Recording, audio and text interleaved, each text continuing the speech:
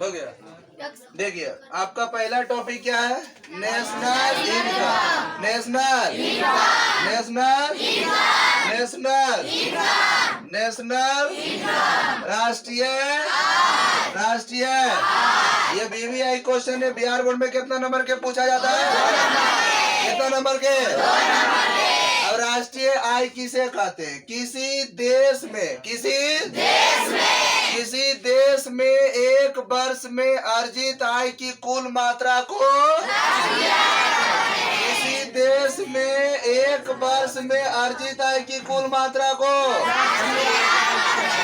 एक वर्ष में अर्जित आय की कुल मात्रा को क्या कहते हैं?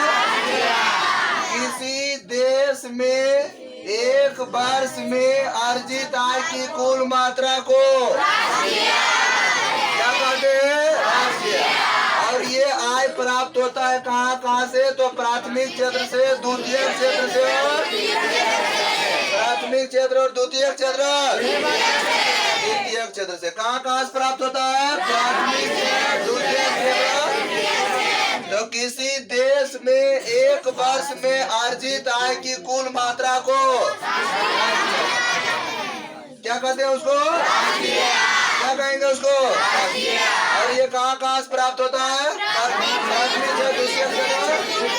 तो किसी देश में एक वर्ष में अर्जित आय की कुल मात्रा को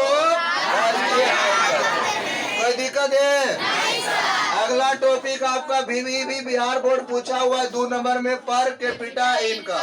प्रति व्यक्ति देखिए प्रति व्यक्ति आय क्या होता है? यानी कि राष्ट्रीय आय में, किसमें? यानी कि देश की राष्ट्रीय आय में क्या करते हैं? देश की कुल जनसंख्या से भाग देते हैं। देश की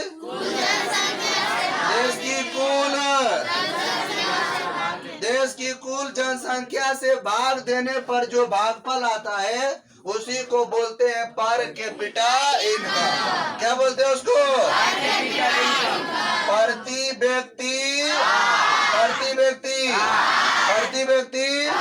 तो प्रति व्यक्ति आय किसे कहते हैं? राष्ट्रीय आय में देश की कुल जनसंख्या से भाग देने पर जो भागफल आता है उसे क्या कहते हैं? क्या कहते हैं उसको?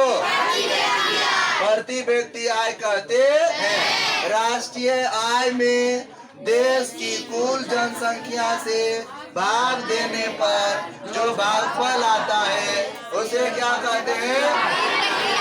क्या कहते हैं? राष्ट्रीय आय में देश की कुल जनसंख्या से भाग देने पर जो भागफल आता है उसे क्या कहते हैं उसको? और आपका एक लास्ट भी पूछा है कितना नंबर में? 2 नंबर में। क्या है बाबू? सतत विकास। कौन सा विकास? वैसा विकास जो जारी और टिकाऊ बना रहे। वैसा विकास जो सतत का मतलब क्या होता है? लगातार। सतत का मतलब क्या होता है? तो वैसा विकास जो जारी और टिकाऊ मतलब मजबूत। तो वैसा विकास जो जारी और क्या रहे? टिकाऊ। और इसमें वर्तमान पीढ़ी नहीं बल्कि भावी पीढ़ी। कौन सा पीढ़ी?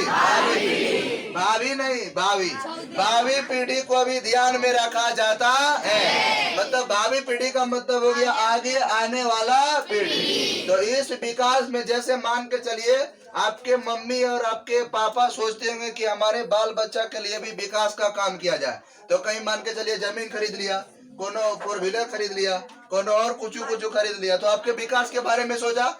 तो ये विकास जो होता है वैसा विकास जो जारी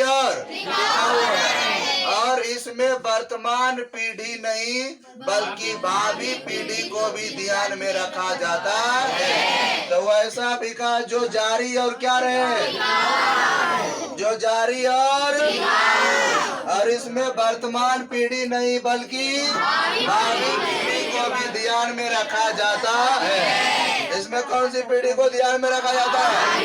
यानी कि आगे आने वाले पीढ़ी को भी ध्यान में रखा जाता है। तो तीनों क्लियर हो गया? एक बार रिवीजन हो जाए। देखिए राष्ट्रीय आय किसे कहते हैं? किसी देश में एक वर्ष में अर्जित आय की कुल मात्रा को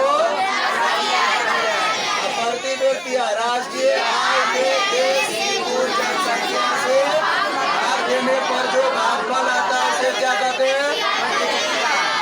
और ये सतत विकास, वैसा विकास जो जारी और टिकाऊ बना।